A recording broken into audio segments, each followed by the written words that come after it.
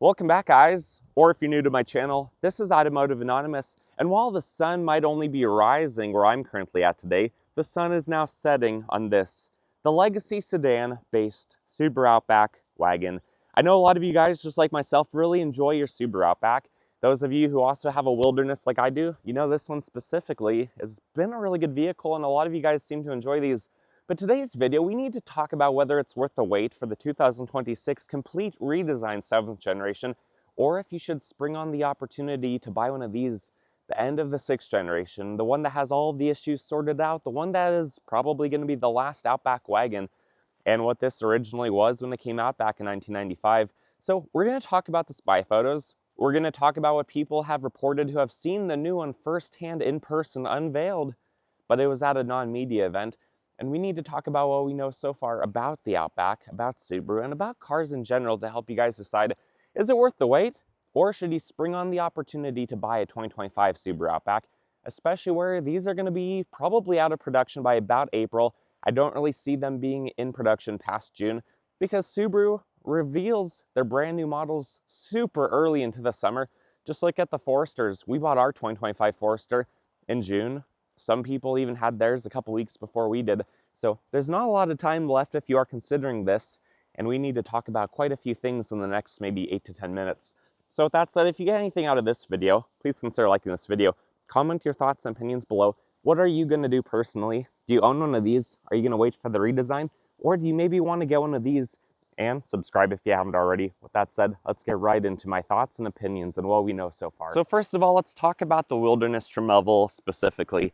That is actually the whole reason why I bought an Outback. I probably was going to trade my Crosstrek in for another Toyota truck or just something else to get a different experience, because previous to this vehicle, which I've owned for over 3 years, I've actually never kept a vehicle longer than 2 years. I just get bored with them. It's kind of my splurge in life, and I like to trade around, and I know some of you guys do as well. So having the wilderness trim level, having more of the off-road capable one, this actually looks a lot like the color scheme and the basic, like the ethos of what my supercharged FJ Cruiser was back in the day. It really drew me to it. But how long is it going to be until the 7th generation Outback comes out with the wilderness? We have now had the new Foresters for about 5 months, and there's no actual indication of when the wilderness will come out, what it will look like, if it's worth the wait, or for those of you who like the Forester, should have sprung on the opportunity to buy one of the 2024s. So we really just don't know much about it yet. And I would imagine for an even larger redesign what the Outback is going to be compared to this generation, a much bigger refresh than what the Forester was, where they basically still look the same, you might be waiting for quite a while, maybe even until 2027 or 2028 potentially. So there's just a lot that we don't know about the new wilderness trim level, but what we do know is what the spy photos show us. It looks very boxy. It looks like a complete redesign. It looks like it has a separate headlight housing from the daytime running lights to the LED projectors. And I don't know that I necessarily like that. That looks a lot like the other vehicles on the road, a lot of the other boxy SUVs that everyone's kind of playing off of each other's playbook. Everyone's hopping on the bandwagon to produce what we should be producing. You know, if you're an Outback enthusiast like I've become, is wagons. Wagons are fun. They look cool, they look unique, they're a little bit more bubbly and round in today's time, and they have very good use of their space for being only about 16 feet long. So those people who, I've read the forums, I've read some independent threads on what those of you who have seen this in person look like. I've heard it described as a cross between a Telluride, which is a Kia SUV, which is very big and boxy. It's actually a full-size 3-row SUV, and the 2-row new Land Cruiser. So either description basically puts this as a boxy SUV that does look somewhat off-road focused. Neither of those have crazy ground clearance. The Land Cruiser is obviously very well versed in off-road capability. The Telluride does not. But it basically represents what those spy photos look like, which is a big SUV that looks like everything else on the road. But I think it's time we start to talk about some of the benefits to buying a 2025 Outback. Not just because you know what you're getting, but because there's a few other perks that come along with that. And keep in mind, guys, it's early in the morning. There's frost on the ground. It's like 30 degrees outside, so please excuse some of the shakiness in my voice. So there's a few pretty big reasons to buy one of these, at least for a lot of you guys, some things that you might be considering. Subaru owners, it's kind of an enthusiast group. A lot of you guys like to modify your vehicle, whether that's just a wheel tire setup, or that's a lift, or now even with Cobb and some of the other brands coming out with performance tunes and parts for these, it's taken a few years for those to be R&D'd and to be developed basically, and now they're here. So if you want a vehicle that you can modify, you want a vehicle that has more options, this might be the right one for you, because otherwise, especially on an all-new Outback architecture, you might have to wait a few years for some of those modifications. Additionally, dealerships always try to push out their cars. Right now they have a lot of these Outbacks, so they're going to get you better financing rates, discounts below MSRP, and you might find a pretty good deal if you are someone that finances your vehicle and if that is very important to you. So you're probably not going to be getting that on the new generation. You also know to expect. This has been out since 2020. You guys know these are reliable. And if you are someone who keeps your vehicle for a long time and you want to buy maybe the last Outback and keep it for a decade, you can buy the Subaru Gold member warranty. But I do recommend you negotiate on price. There is wiggle room in there. So don't just take the first price you're given. Try to get it for several $100s less than they offer it to you. That's what we did on our Forester. We have a 10-year, 100,000-mile warranty on it, which also includes bumper to bumper, and it is a Subaru factory warranty. So pretty cool, not a bad deal. A lot of you guys on the forums I actually see are trading in your 2022s and your 2023s, just like what mine is for the 2025, because it's been such a good vehicle.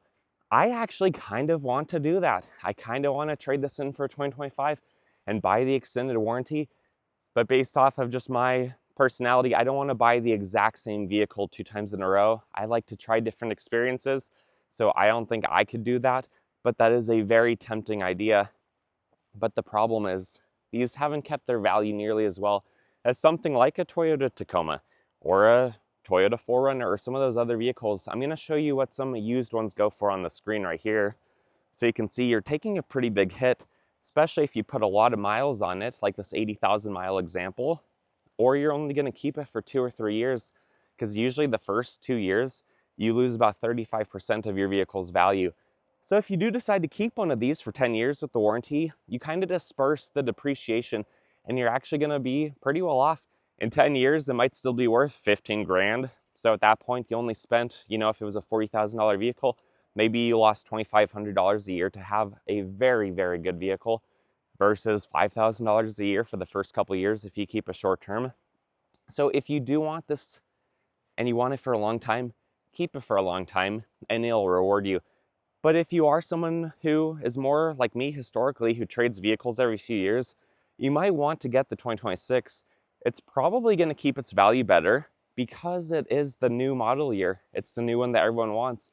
Used car dealerships who already have a couple of these will probably be more motivated to make you guys a better deal on the brand new one if you're going to sell it in a year or two. So keep that in mind. The problem is with new vehicles, we're assuming it's still going to be built in America, not Japan like the Forester, which is okay. At least it's not being outsourced to another country for reduced labor costs. But is it going to be as reliable?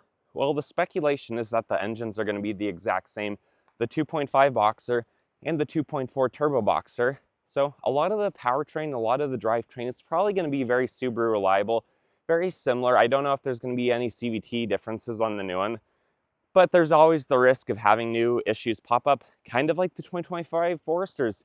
Apparently, it's just a software issue, but the heated seats don't get beyond like 89 degrees, I've heard, and there's a software fix to get them up to like 101. So there's little bugs that have to get worked out, but not on this. Everything has basically been worked out in the 2025 model year. It's likely the best one with all the added Harman Kardon features, the heated wheel, and the other features that it has been added over the years. Ultimately, guys, it's your money. Do with it what you want, and buy the vehicle that's going to make you happy. Personally, I really like this. If I wasn't still in the mindset of wanting to trade vehicles every couple of years, which most of that actually happened well before I started a YouTube channel, I would get rid of this. I would try something else, but not because it's a bad vehicle. The reason I've kept this for 3 years, a year longer than anything else, is just because it's so good and nothing else really compares. I bought mine for around $40,000 back in the fall of 2021, and it hasn't really had a single issue. It's been an awesome vehicle. It does everything I need it to do and a lot that I wanted to do. And there's not a lot of other vehicles on the road that for that price point have all the features, the creature comforts, the safety, everything that these have. I have no doubt that Subaru knows what they're doing to stay in business. They're going to make the next one just as good probably, but it might just look a little bit different. It might be copying the design language of a lot of other boxy SUVs on the road, which when boxy SUVs started coming out a couple years ago, they looked cool until everyone started doing it. What's cool now is wagons. Subaru wagons are cool cars for cool people. And if you agree with that statement, like this video. Let me know your thoughts and opinions below. Subscribe if you haven't already. I wish you guys the best. I look forward to talking to you guys in the comments and hearing your thoughts and opinions as well. And with that said, take care, guys.